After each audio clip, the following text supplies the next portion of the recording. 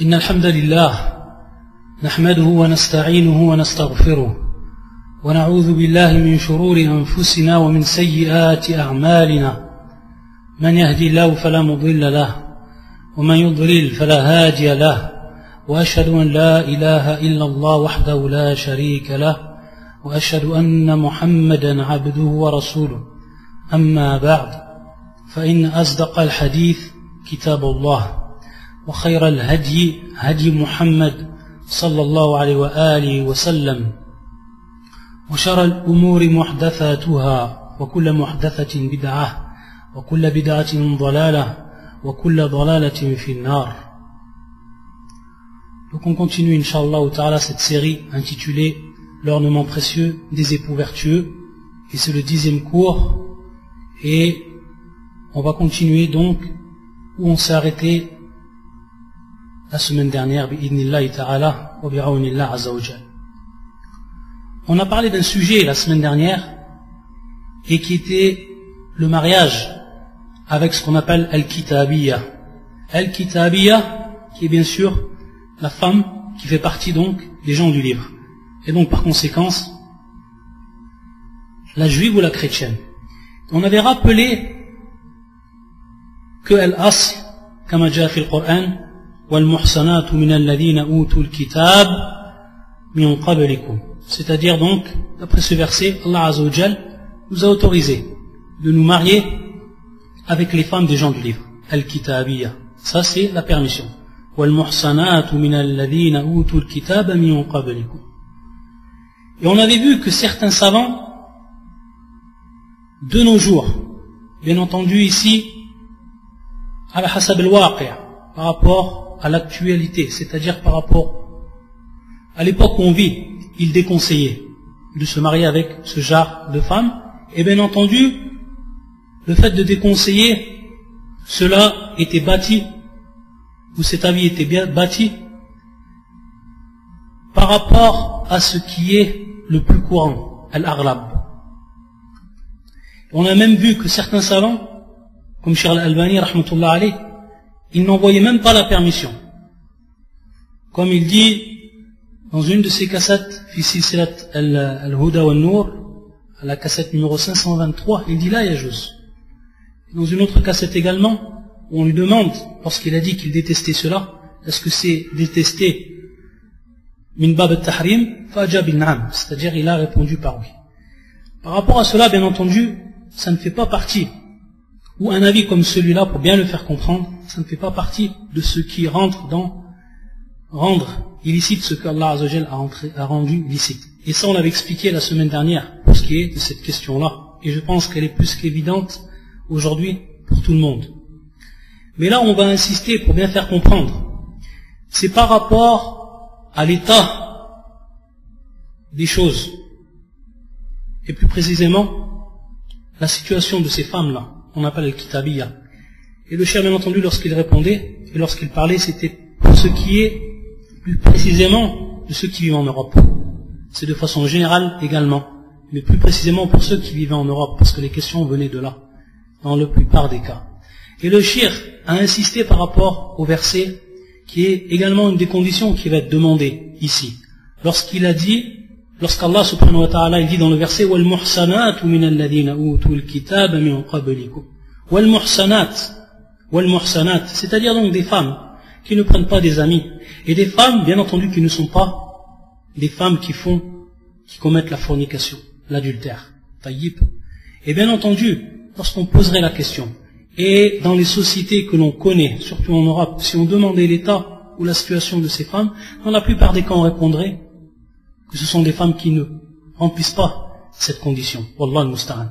Donc, d'après cela, on va bien entendu bâtir cet avis. C'est-à-dire que cet avis va être bâti par rapport à cela.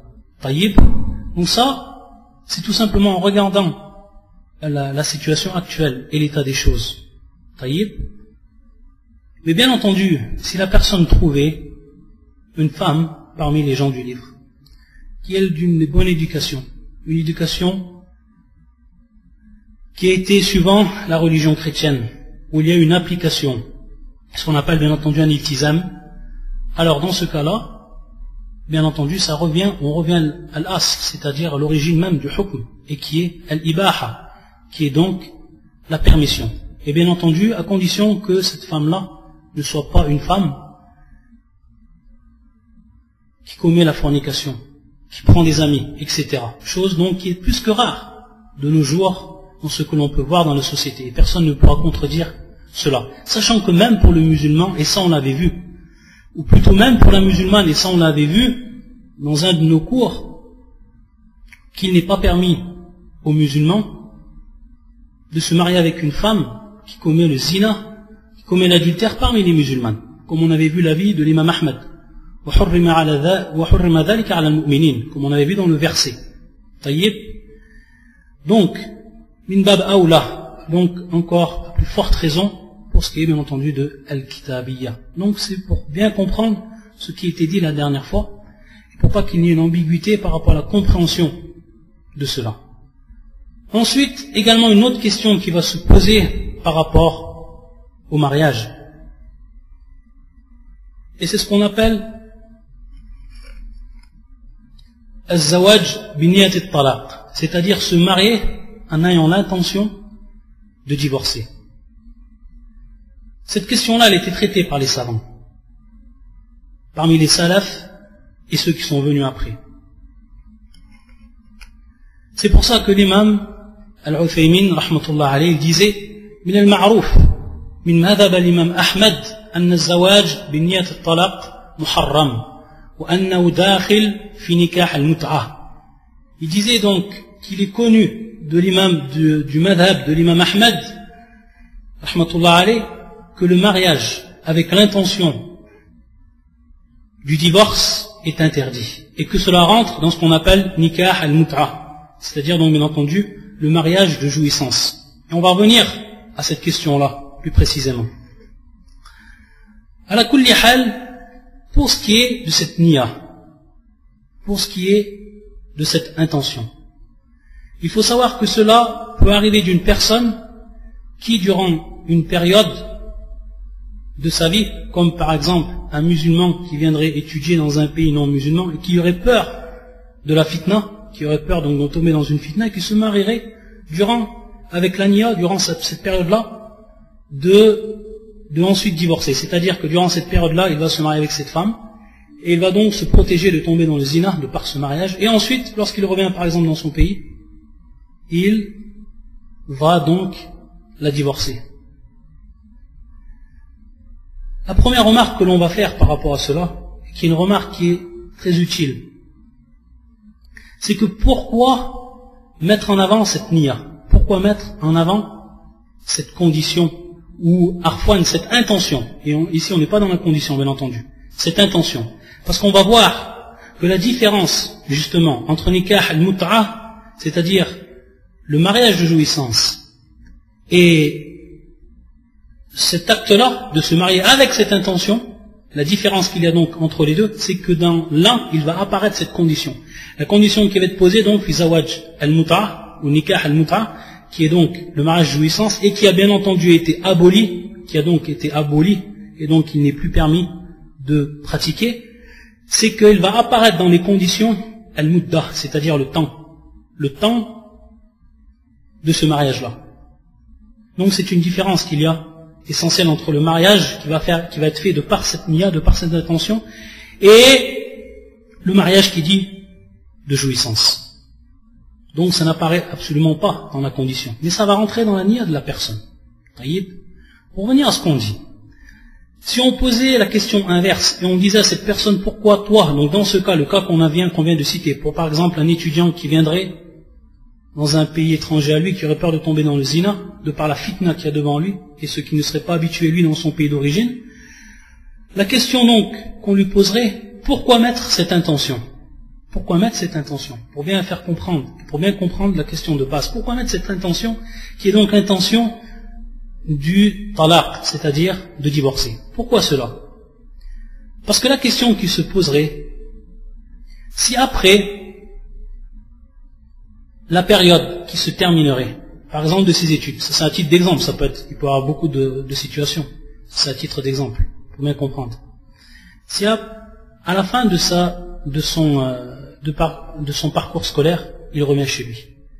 Il a vécu avec cette femme durant ces années, et que cette femme-là, il a trouvé une femme qui était pieuse, ou une femme qui l'a aidé, et une femme dont il n'est pas sûr de retrouver une de même qualité. Ce qui va se passer, c'est que, est-ce qu'il va être permis à ce moment-là qu'il la garde, alors qu'il a vu cette nuit au départ? On va dire naam, et naam.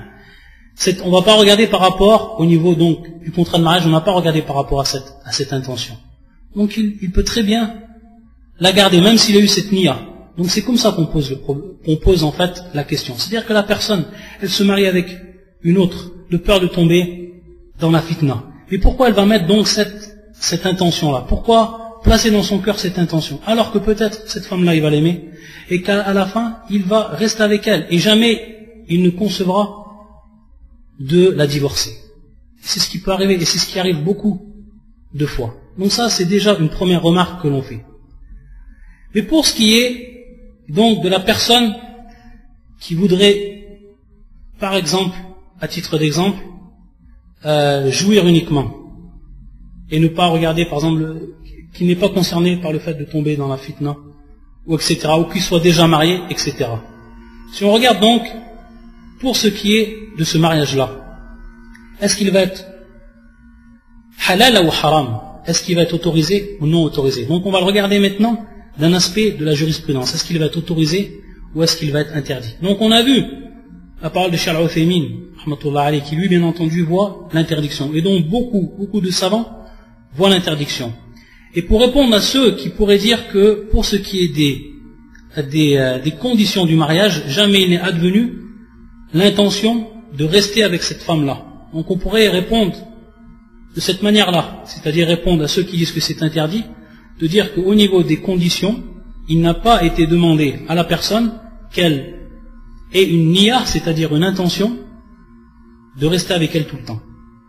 Ça fait pas partie des conditions. On les a vu, les conditions par rapport au mariage. Taïb. Mais en regardant ta'thir niya, c'est-à-dire mais en regardant d'un autre côté, pour ceux qui ont dit bien entendu que ce n'était pas permis. En regardant bien entendu l'influence qu'a l'intention par rapport au mariage. On va voir que dans certains cas, cette intention va être prise en compte. Et qui, bien entendu, lorsqu'on parle de cela, c'est lorsqu'on fait un qiyas ma'al muhallil. Lorsque la femme est divorcée 3 fois, elle a été divorcée 3 fois par son mari, une nasr al-Qur'an, de par bien sûr le texte coranique, il n'est pas permis qu'elle se remarie avec lui, sauf après qu'elle s'est mariée avec un autre homme, qu'elle a eu le rapport avec cet homme-là, et qu'ensuite, s'il advient un divorce avec cet homme, après cela, elle a le droit, ou son homme, a le droit de revenir, ou de la reprendre, dans ce cas-là. Et par rapport à cela, il y a certaines personnes, il est venu donc un hadith du prophète sallam, qui a interdit donc cet acte-là, et qui va donc revenir ici à la niya, qui va donc revenir à l'intention de la personne. C'est-à-dire que la personne, à ce moment, ou dans certains cas, qu'est-ce qu'elle va faire? Pour pouvoir récupérer sa femme, elle va aller voir une personne, elle va lui dire, marie-toi avec donc mon ex-femme, et ensuite, al-liqa, c'est-à-dire ensuite donc, divorce-la, pour qu'ensuite je puisse la reprendre. Ça c'est al-muhallil. C'est celui donc qui va jouer donc le rôle de rendre l'épouse qui lui est donc devenue licite à cet homme, licite. Donc après qu'il se marie avec elle, qu'il a un rapport et qu'ensuite qu'il la délaisse. Ça c'est interdit. Et donc on voit à partir de là que cet homme-là qui fait cela, dans ce but-là, on voit que l'intention qu'il a eue, elle a une influence directe par rapport à l'acte. Et cet acte-là, il est muharram. La personne qui fait cela, et donc qui se marie avec cette femme-là, dans le but uniquement qu'il la rende licite à son premier mari, et donc qui va bien entendu ensuite la divorcer, ça, c'est donc haram. Bin nas, hadith al-Nabi sallallahu alayhi wa sallam, de par même la parole du prophète sallallahu alayhi wa sallam. Donc on voit ici que l'intention, elle a une influence, et qui va influencer donc sur le hukm, et qui est ici at-tahrim. Ça, c'est sous un premier aspect. Et le deuxième aspect également, et c'est ce que nous rappelle Cheikh Al-Uthaymin rahmatullah alayhi et d'autres savants aussi, c'est bab al-khida', wal-rush, c'est-à-dire tout simplement la tromperie, la traîtrise. Et le prophète sallallahu alayhi wa sallam yaqul min ghasha falaysa minna, c'est-à-dire celui qui nous trahit, ou celui plus précisément qui nous trompe, alors il ne fait pas partie de nous. Et on va voir ici que c'est bel et bien une tromperie, une traîtrise par rapport à la femme. Qui pourra accepter par rapport à la femme qu'elle se marie avec un homme alors qu'elle sait que cet homme-là, son intention c'est de la divorcer, juste qu'il jouisse d'elle et qu'ensuite il la divorce? Qui pourra accepter cela? N'est-ce pas une traîtrise?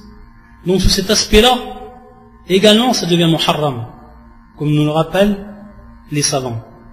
Et également, pour appuyer cela, qui parmi les hommes qui auraient une fille accepterait qu'un homme vienne lui prendre sa fille, la demande en mariage, alors que dans sa niya, il a simplement l'intention de jouir d'elle et ensuite la divorcer?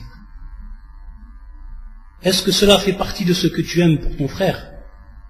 Également, ça c'est la question qui se pose. Donc à la kulli hal, al-hukm fi dhalik, c'est-à-dire le jugement qui est porté à celui qui fait cela, c'est-à-dire donc az-zawaj bi niyat at-talaq, se marier donc avec l'intention du divorce, c'est un acte qui est muharram et qui n'est pas permis dans la religion, de par les aspects qu'on a cités. Wallahu al-musta'an. Ça donc c'est ce qui était en relation donc avec un nikah, avec donc le mariage.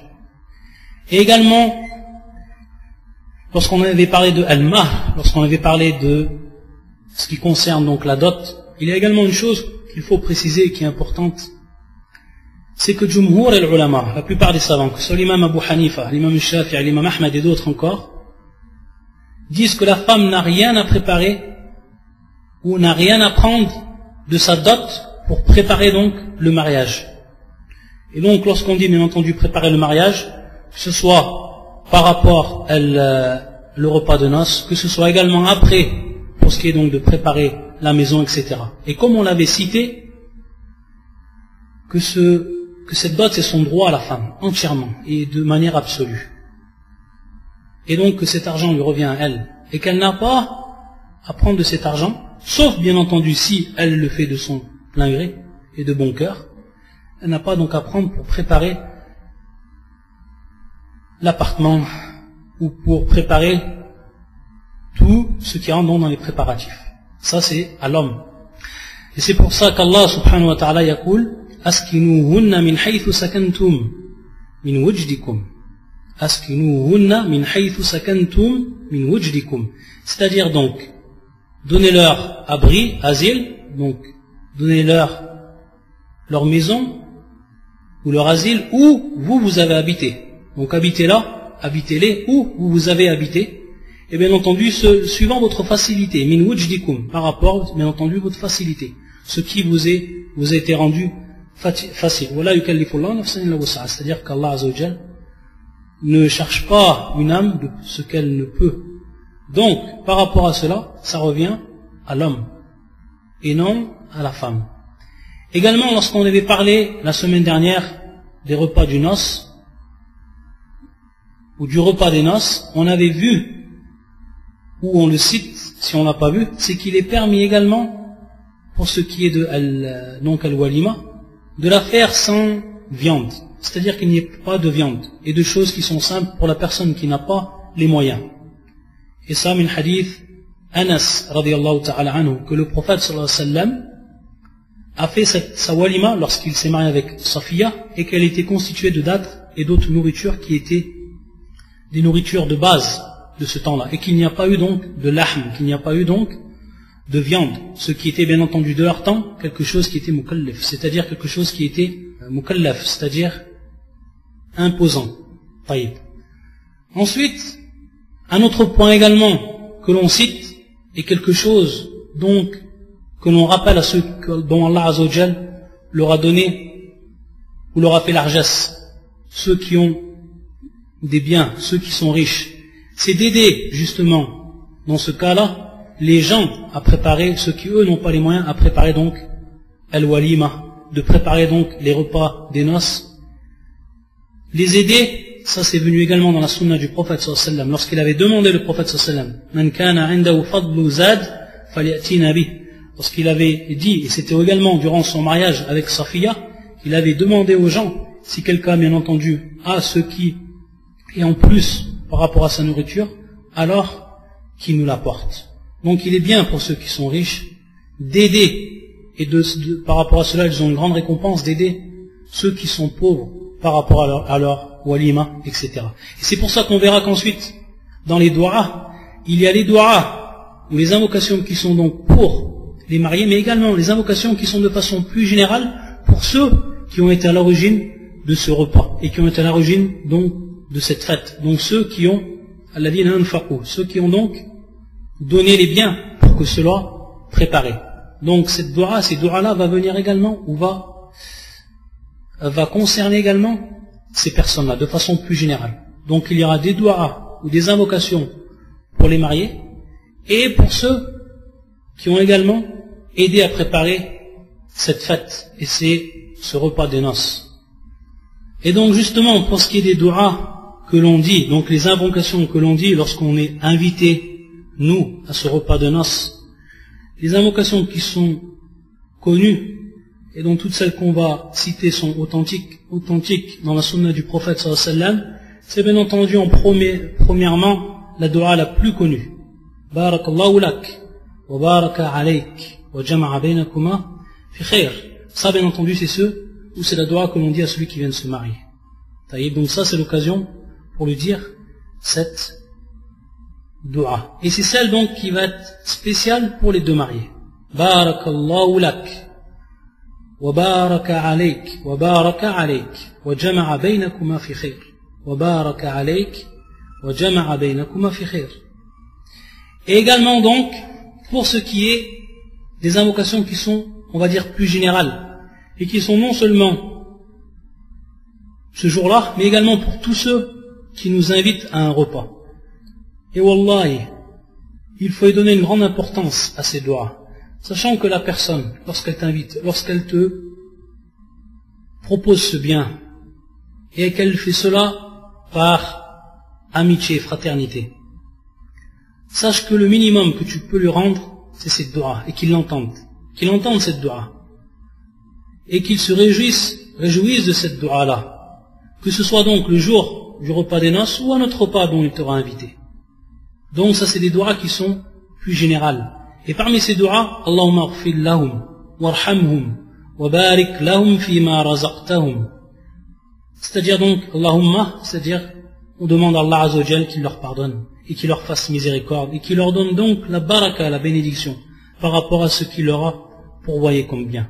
Allahumma aghfir lahum, warhamhum, wa barik lahum fima razaqtahum. Également, et donc ça, ces doigts, elles sont bien entendu de façon générale, que ce soit donc pour les mariés, ce jour-là, donc ceux qui ont préparé le repas, qui sont de façon générale à l'origine, et donc tous ceux également, parmi les riches et les autres également, qui ont été à l'origine, ou qui ont participé à ces préparatifs. L'autre doua également connu, Allahumma at'im man at'amana wa asqi man saqani, c'est-à-dire donc, ô mon Seigneur, nourris celui donc dont il m'a nourri, ou celui qui m'a nourri. Wasqi man saqani, c'est-à-dire également, donc, donne la boisson à celui qui me l'a donné, de façon générale, la boisson. Wasqi man saqani, donc abreuvé. Également une autre dua qui se dit, et qui est donc la troisième que l'on cite, et qui est la suivante. Akala ta'amakum al-abrar, وصلت عليكم الملائكة وأفطر عندكم الصائمون. Également qui est un hadith authentique. C'est-à-dire donc Akala ta'amakum al-abrar. Et ces trois phrases, pour bien les comprendre, ce sont des doigts que l'on fait. Et donc même la dernière. Et c'est important de savoir cela pour pouvoir savoir à quel moment on l'a dit. Akala ta'amakum al-abrar. Donc, ceux qui ont mangé votre nourriture, ce sont les vertueux. Ou que ceux qui mangent votre nourriture soient des vertueux. وصلت عليكم الملائكة, et que donc les anges prient sur vous. Et bien sûr la prière des anges c'est l'invocation, c'est qu'ils invoquent Allah Azza wa Jal pour vous dans le bien et dans le bien que vous avez donné. وأفطر عندكم الصائمون, et que bien entendu as-sa'imun, ceux qui donc les jeûneurs, ceux qui jeûnent, rompre leur jeûne auprès de vous. Et ça bien entendu c'est une dua. On comprend cela que c'est une dua. C'est-à-dire que ne pas comprendre ce hadith et plus précisément cette dernière phrase uniquement pour ceux qui sont en état de jeûne. Pourquoi? Parce que c'est une dua. Et lorsque c'est une dua, c'est une demande à Allah Azza wa Jal. Donc demandez à Allah Azza wa Jal que ceux qui sont jeûneurs, qu'ils rompent leur jeûne auprès de vous. Et pourquoi cela? Bien entendu parce qu'il y a un grand bien. Et on sait que celui qui fait rompre le jeûne d'un jeûneur, il a le même ajr, c'est-à-dire donc la même récompense que celui qui a jeûné, sans même que le jeûneur, il lui soit enlevé une récompense, ou une chose de la récompense, ou une part de la récompense. Et ça, min fadlillah al-azim, ça fait partie bien entendu de la grâce d'Allah Azza wa Jal. Donc dire de cette dua, c'est à tout moment, et pour tous ceux qui ont donc participé à cette nourriture, et qui ont donc été invités. أكل طعامكم الأبرار وصلت عليكم الملائكة وأفطر عندكم الصائمون. Également une dua que l'on dit et qui est ici plus précisément pour celui qui va être marié. Et c'est un hadith de Aïcha radiyallahu ta'ala anha. فزوجني النبي صلى الله عليه وسلم فاتتني أمي. C'est-à-dire donc lorsque Aïcha s'est mariée avec le prophète sallallahu alayhi wa sallam et que sa mère à elle est venue, elle l'a fait entrer dans la maison. فأدخلتني الدار. فإذا نسوة من الأنصار في البيت فقلنا على الخير والبركة وعلى خير الطائرين. Donc il y avait des femmes parmi les Ansar qui étaient présentes dans la maison. Elles ont dit donc à Aïcha على الخير والبركة, c'est-à-dire donc على الخير والبركة, que ce soit cela donc ce mariage entre parenthèses dans le bien et qu'il soit béni. على الخير والبركة وعلى خير الطائرين. الطائر هنا النصيب, c'est-à-dire donc soit la meilleure des parts. Donc un nasib qui est donc la part. Et qui marna ici al-tahir. Wa ala khayr al-tahirin. Donc, et que ce soit suivant la meilleure des parts. Ça c'est également une dua que l'on dit à celui qui s'est marié. Ala al-khayr wal baraka wa ala khayr al-tahirin. Ensuite, et ça bien entendu c'est pour mettre en garde et pour se rappeler ce que faisaient les gens de la Jahiliya, c'est-à-dire les gens qui vivaient avant l'islam, avant que n'advienne l'islam, et suivant bien entendu leur habitude, et qui étaient pour beaucoup d'entre elles contraires à ce que enseignait ensuite l'islam. Et on voit que dans les du'a, c'est-à-dire dans les invocations également, il est venu ce qui est contraire à cela. Et cela nous est indiqué dans le hadith. Dans le hadith où Al-Hassan ابن عقيل بن أبي طالب أنه تزوج امرأة فدخل عليه القوم فقالوا بالرفاء والبنين فقال لا تفعل ذلك فإن رسول الله صلى الله عليه وسلم نهى عن ذلك. Dans ce hadith qui est authentique, où il y a donc des personnes qui sont venues et qui ont dit donc à Al-Hassan بالرفاء والبنين. وما معنى بالرفاء؟ الرفا, comme nous l'explique Ibn al-Qayyim rahmatullah alayh fi Tuhfat al-Mawdud bi Ahkam al-Mawlud, il nous dit tout simplement c'est à l'iltiham ou à l'ittifaq. Bien rafa qui veut dire donc à l'iltiham ou à l'ittifaq. C'est donc comme faire une dua, une invocation et demander donc qu'il y ait entre l'époux et l'épouse de l'harmonie et de l'accord. Et donc bien entendu de l'amour et tout ce qui va dans ce sens. Bien rafa. Donc ce n'est pas ici ce qui est mahvour, ce qui est donc interdit, mais c'est ce qui vient après. Birrafa'i wal banin, ici bien entendu donc c'est une dua, de demander donc pour ces gens-là qu'ils aient et qu'Allah Azza wa Jal donc leur donne comme risque des enfants. Et quand on dit des enfants, plus précisément dhukur, c'est-à-dire donc des mâles, c'est-à-dire donc des garçons. Et ça bien entendu le prophète sallallahu alayhi wa sallam, comme il est dit dans la suite du hadith, il l'a interdit le prophète sallallahu alayhi wa sallam.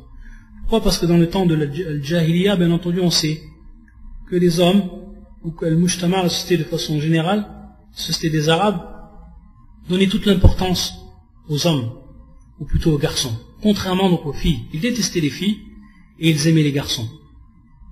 Pour beaucoup de raisons, et qui sont des raisons non valables, bien entendu, au vu de la religion.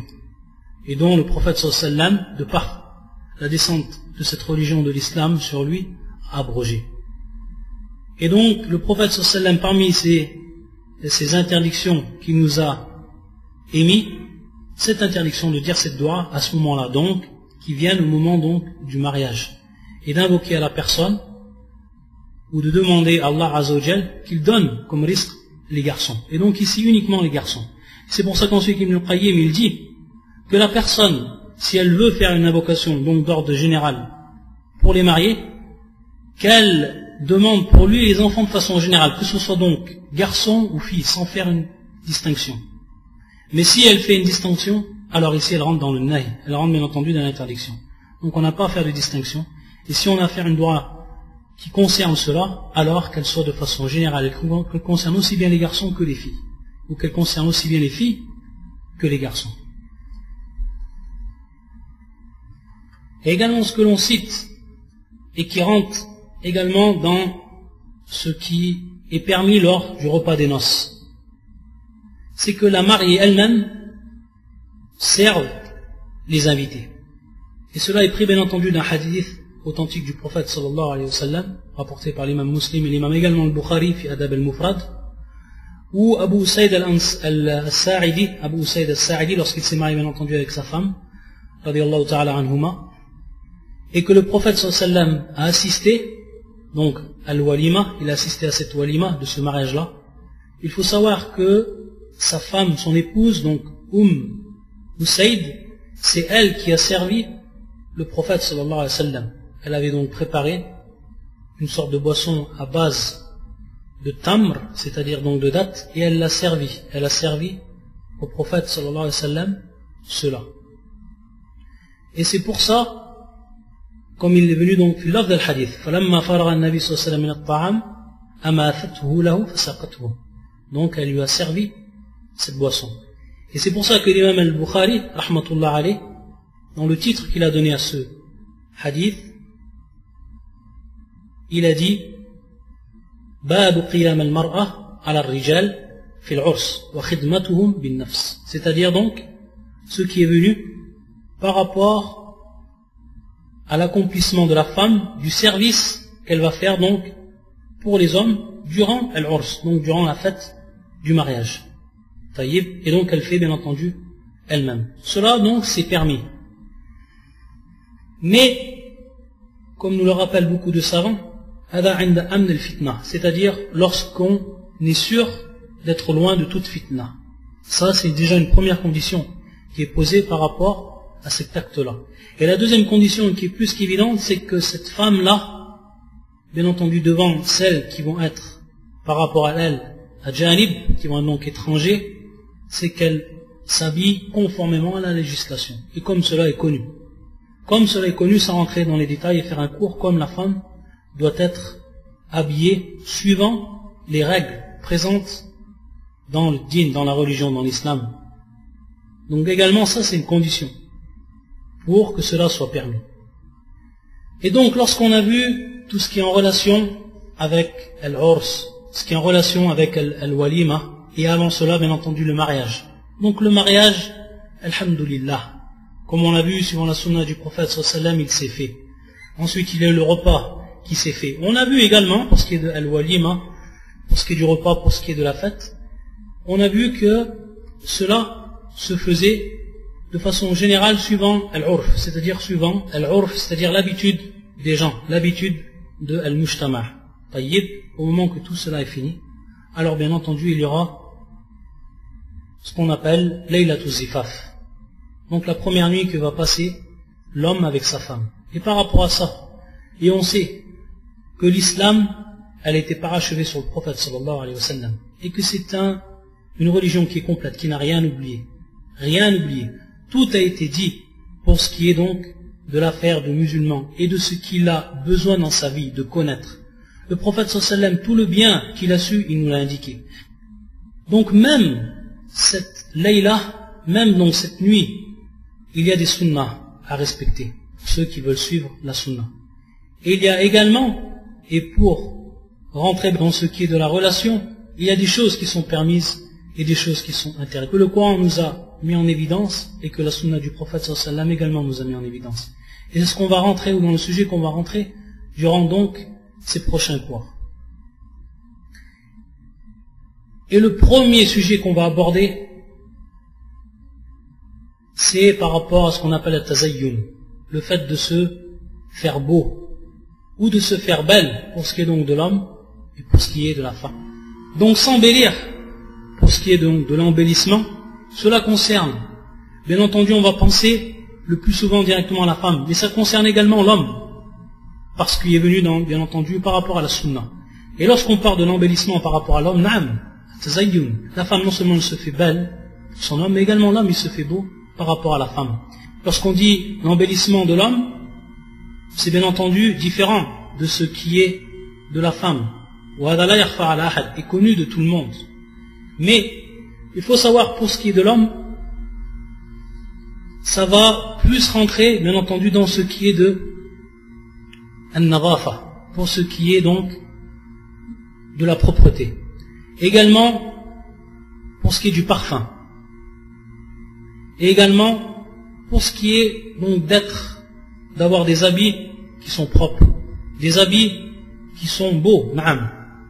Et on verra par rapport à ça plusieurs choses. Et c'est pour ça qu'Ibn Abbas, une parole d'Ibn Abbas qui était rapportée par l'imam Al-Qurtubi dans son tafsir, rahmatullah alayh.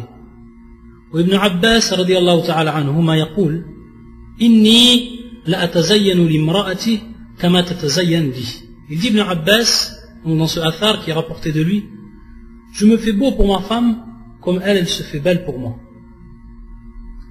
Et ensuite il dit وما أحب أن أستنظف كل حق الذي لي عليها طيب فتستوجب حقها الذي لها علي لأن الله تعالى قال ولهن مثل الذي عليهن بالمعروف. Qu'est-ce qu'il nous dit dans cette parole, Ibn Abbas, après donc avoir dit cette parole, qu'il se fait lui beau pour sa femme comme elle se fait belle pour lui. Et il dit qu'il, fi hadha al-ma'na, dans ce sens, il dit que lui, il n'aimerait pas que sa femme lui donne tous les droits qu'il a. Dans le sens où lui, il va falloir donc dans ce sens qu'il donne tous ses droits également. Bien entendu, lorsqu'on dit les droits ici, al-haq, c'est de façon générale. Et bien entendu, on sait que fil haq, il y a ce qui est wajib, ce qui est obligatoire, et ce n'est pas ici le marsout. Mais il y a également ce qui est, bien entendu, ce qui est recommandé, ce qui fait partie également des bonnes choses. Taïb. Donc, à la kulli hal, pour ce qui est donc ici du haq, c'est comme ça qu'on le comprend. Et c'est comme ça qu'on comprend cette parole d'Ibn Abbas. Et c'est pour ça qu'ensuite il a cité le verset. Et le verset c'est le suivant, وَلَهُنَّ مِثْلُ الَّذِي عَلَيْهِنَّ بِالْمَعْرُوفِ. C'est-à-dire qu'elles ont, donc autant elles ont des devoirs, autant elles ont des droits envers l'homme. C'est-à-dire que tous les devoirs qu'elles ont envers l'homme, également, lui l'homme, il a ses devoirs envers elle. وَلَهُنَّ مِثْلُ الَّذِي عَلَيْهِنَّ بِالْمَعْرُوفِ. وَبِالْمَعْرُوفِ, pour ce qui est des habitudes. Et des habitudes qui ne vont pas en contradiction, bien entendu, avec le din. Ça, c'est de façon générale, bil-ma'ruf. Et donc, lorsqu'on parle du tazayyun, c'est-à-dire le fait que l'homme s'embellit, on va revenir également au hadith du prophète sallallahu alayhi wa sallam. Hadith qu'on avait déjà expliqué. Donc on revient à cette explication-là. Lorsque le prophète sallallahu alayhi wa sallam nous avait cité 10 choses qui faisaient partie de la al-fitra, qui faisaient partie donc de la saine nature, qui faisaient partie donc de ce qu'on appelle la nature prédisposée. Et parmi ces choses-là, qassu sharib, donc le fait de se tailler les moustaches. Enam. Le fait de se tailler les moustaches, donc d'avoir des moustaches qui vont donc être taillées. Nam. Par rapport au verset, quant à elles ont des droits équivalents à leur obligation. Nam. Elles ont des droits équivalents à leur obligation, conformément à la bienséance. À la bienséance. Nam. Nam. Donc al-ma'rouf, conformément à la bienséance. Donc, des droits par rapport à qui? Bien entendu, par rapport à leur épouse. Comme elles ont des obligations envers leur épouse, eux également, leur époux ont des obligations envers elles. C'est dans ce sens donc on comprend le verset. Donc elles ont des droits et elles ont des obligations. Ensuite, donc, comme on disait, pour ce qui est donc des 10 choses que le prophète sallallahu alayhi wa sallam il avait citées, et donc tailler les moustaches, donc avoir des moustaches qui soient taillées. Et également, ihfa'u lihya, in'am. Ça aussi, ça fait partie des choses de la saine nature. Et qui est donc le fait de laisser pousser la barbe et de ne pas la raser. Et donc la laisser pousser suivant son naturel. Et c'est pour ça que Aïcha, elle disait que la beauté de l'homme se trouve donc dans cette barbe, lorsqu'il laisse pousser cette barbe, et qu'il, bien entendu, qu'il va entretenir cette barbe-là, ça fait partie de la beauté, contrairement à ce qui est, malheureusement, muntashir, c'est-à-dire répandu de nos jours et à l'époque où on vit, où la personne qui, lui, se fait beau, c'est celui qui va raser sa barbe, et de par là ressembler à une femme, wallah al-musta'an, alors qu'il a changé complètement, à ce moment-là, la création. Allah Azza wa Jalla l'avait créé avec cette barbe. Le prophète sallallahu alayhi wa sallam a insisté dans les hadiths qui sont authentiques et qui prouvent même l'obligation de laisser pousser la barbe. Et que celui qui ne la laisse pas, il tombe dans le péché. Et pour celui qui la rase complètement, alors c'est encore pire. Parce que comme beaucoup de savants le citent, il change ici la création d'Allah, Wallah al-Musta'an. Et il va tomber dans un grand péché. Le fait donc d'avoir fait cet acte-là. Donc le fait de laisser pousser sa barbe, de l'entretenir, ça fait partie également du tazayyud. Et ça fait partie bien entendu de al-fitra. Ça fait partie donc de cette nature prédisposée, dont l'homme, ou par laquelle l'homme, il a été créé. Et également un siwak. Et on sait que le siwak également, il a une grande importance. Le fait donc de se purifier la bouche. Et on sait que par rapport à la relation qu'il y a entre l'homme et la femme, c'est quelque chose qui est très important. Que l'homme, il ait sa bouche constamment purifiée. Et c'est pour ça que le prophète sallallahu alayhi wa sallam, dans le hadith authentique, lorsqu'on avait demandé à Aïcha, radiyallahu ta'ala anha, qu'est-ce qu'il faisait le prophète sallallahu alayhi wa sallam, la première chose qu'il faisait le prophète sallallahu alayhi wa sallam lorsqu'il rentrait chez lui, elle disait à Aïcha qu'il commençait par le siwak, c'est-à-dire qu'il commençait par purifier donc sa bouche. C'était la première chose qu'il faisait le prophète sallallahu alayhi wa sallam lorsqu'il rentrait chez lui. Est-ce qu'il faisait cela pour rien? Là. Il faisait cela par rapport à une hikmah. Ça rentre également dans le fait de s'embellir. Dans le fait de s'embellir. Et donc de préserver cette belle nature dont Allah Azza wa Jal, par rapport à laquelle Allah Azza wa Jal nous a créé. Et tout ce qui est venu également dans ce hadith, comme le fait de couper les ongles, de se raser les poils des parties, et également de s'arracher les poils qui se trouvent sous les bras, etc. Taïb sous les aisselles. Et tout ce qui est venu, bien entendu, dans le hadith. Ça fait partie également des choses que la personne, que le musulman doit continuellement appliquer et y prêter une grande attention. Et également l'utilisation du parfum. Également ça c'est quelque chose qui est très important, l'utilisation du parfum. Et le parfum, il a eu sa place au niveau de la sunna. Et c'est pour ça, comme on l'avait déjà vu et déjà expliqué, que le prophète sallallahu alayhi wa sallam, il avait dit qu'il avait aimé, ou qu'on lui avait fait aimer 3 choses dans cette vie d'ici-bas. Et parmi ces 3 choses qu'il avait citées, il avait cité le parfum, at-tib. Et donc c'est pas pour rien, parce que le parfum il a une grande importance. Et parmi l'importance qu'il a, c'est justement cette relation conjugale. Et ça fait partie de ce que l'homme fait pour qu'il s'embellisse envers sa femme.